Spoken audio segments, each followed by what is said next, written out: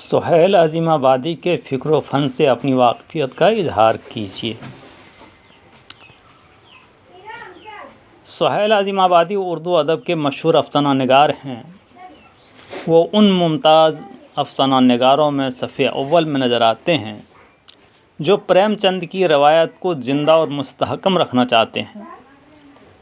ہم کچھ ایسے بھی افسانہ نگاروں سے واقف ہیں جنہوں نے پریم چند سے کچھ بہتر معیار اور تجربے پیش کرنے میں کامیابی حاصل کی ہے، اور بعض ایسے بھی ہیں جنہوں نے فن کو پیچیدہ اور دشوار بنا کر قاری کے لیے الجھن پیدا کر دی ہے۔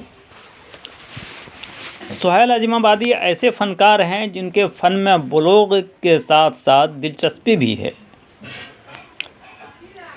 اس وقت اردو ادب کو ایسے فنکاروں کی ازحد ضرورت ہے تاکہ اردو ادب میں صحت مند اور دلچسپ تخلیقی نمونوں کا اضافہ ہوتا رہے۔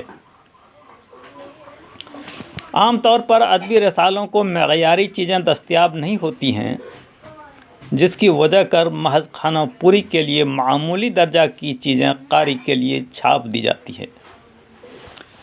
غیر معیاری تخلیق میں براہ راست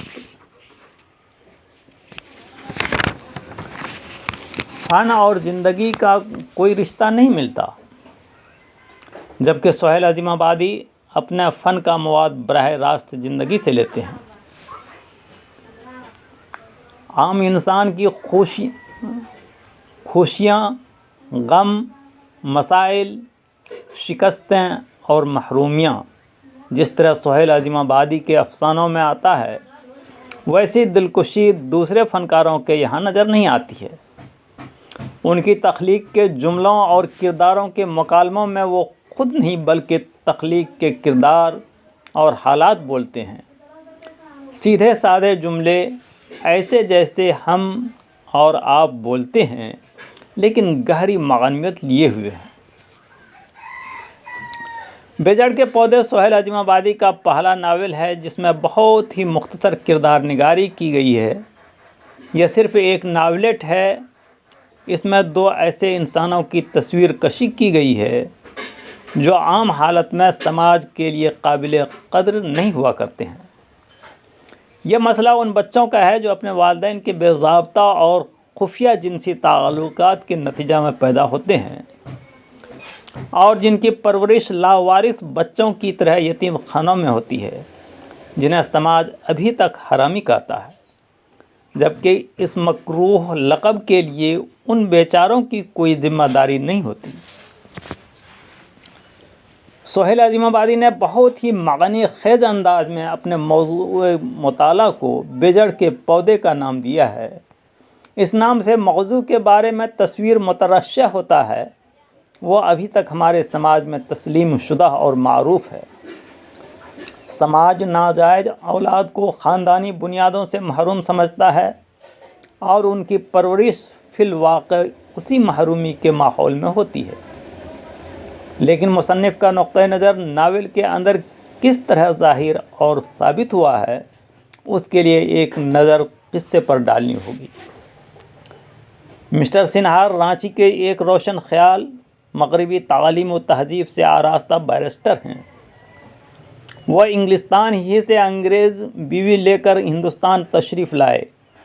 ان کے والدین نے اس سے گویا قطع تعلق کر لیا کہ وہ ان کی انگریز بیوی کو برداشت کرنے کے لیے تیار نہیں تھے۔ بہرحال مسٹر سنہا اپنے آبائی گھر سے دور ایک عیسائی مشن کے قریب بنگلہ لے کر رہنے لگے، مگر جلد ہی ان کی انگریز بیوی لاولد مر گئی۔ اس کے بعد وہ تنہا اپنے نوکروں کے ساتھ رہنے لگے۔ پڑوس کے مشن میں مس گرین نام کی ایک رحمدل نن نے لاوارث بچوں کی پرورش کے لیے ایک یتیم خانہ کھول رکھا تھا۔ مسٹر سنہا مس گرین کی بڑی حوصلہ افزائی اور مدد کرتے تھے۔ اسی اثنا یکے بعد دیگرے دو بچے خاص مس گرین کے کمرے کے سامنے بے نام پتہ پائے گئے، جبکہ عام طور پر والدین کا پتہ مس گرین کو مل جاتا تھا۔ یہ بچے رنگ و روپ اور اطوار و عادات میں دوسرے بچوں سے مختلف تھے۔ ان میں ایک لڑکا تھا ارنسٹ اور دوسری لڑکی تھی نورا۔ ان دونوں کو آپس میں شروع ہی سے بڑی الفت تھی۔ جب یہ جوان ہوئے تو ایک دوسرے کو مستقبل کے رفیق حیات کے طور پر چاہنے لگے، لیکن ارنسٹ کے ایک ہم عمر فریڈی کو نورا کے سلسلہ میں رقابت ہونے لگی۔ پادری ہونے کے باوجود فریڈی بڑا کینہ پرور اور شریر تھا۔ اس نے بشپ کے یہاں سازش کر کے ارنسٹ کو مشن سے نکلوا دیا اور وہ بالکل بے سہارا ہو گیا۔ اس نازک وقت میں مسٹر سنہا نے ہیرو یعنی ارنسٹ کی دستگیری کی اور اس کو بیٹے کی طرح اپنے ساتھ رکھنے لگے اور اعلیٰ تعلیم حاصل کرنے کے لیے کلکتہ بھیج دیا۔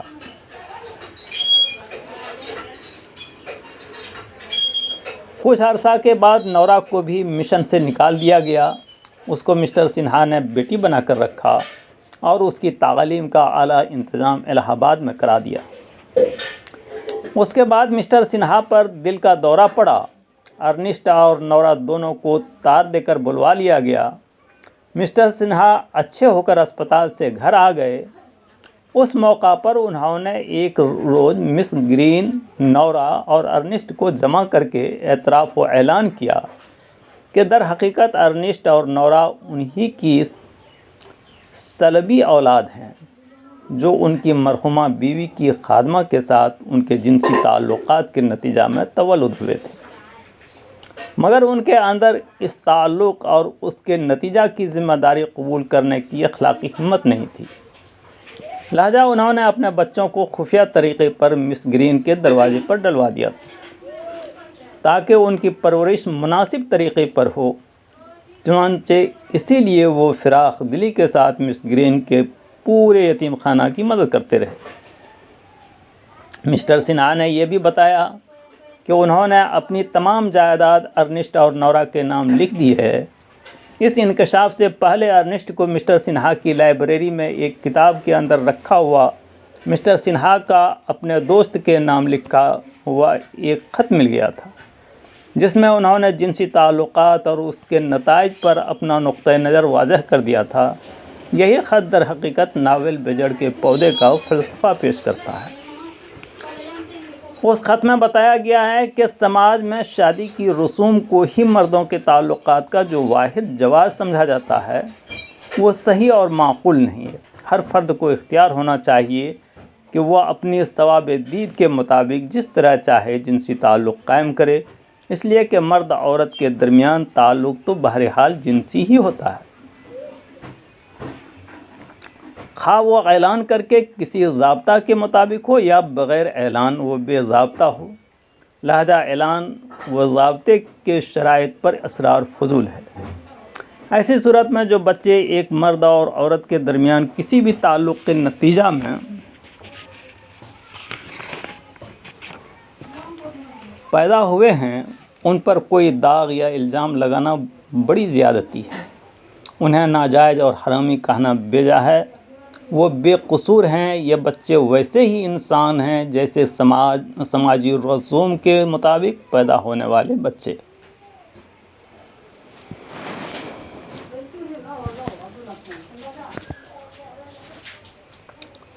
سہیل عظیم آبادی نے مسٹر سنہا کے تعلق سے جس انسانی معاشرت اور فلسفے کا اظہار کیا ہے وہ ایک یکسر غیر سنجیدہ اور غیر ذمہ دارانہ نظریہ ہے۔ کسی بھی جہت سے اس کو معقول اور مفید نہیں کہا جا سکتا ہے۔ اس سے سماج میں انتشار پسندی یعنی انارکی اور فنا پسندی کے عناصر پروان چڑھتے ہیں اور محض چند افراد کے مریضانہ تعیش پر پورا معاشرہ قربان ہو جاتا ہے۔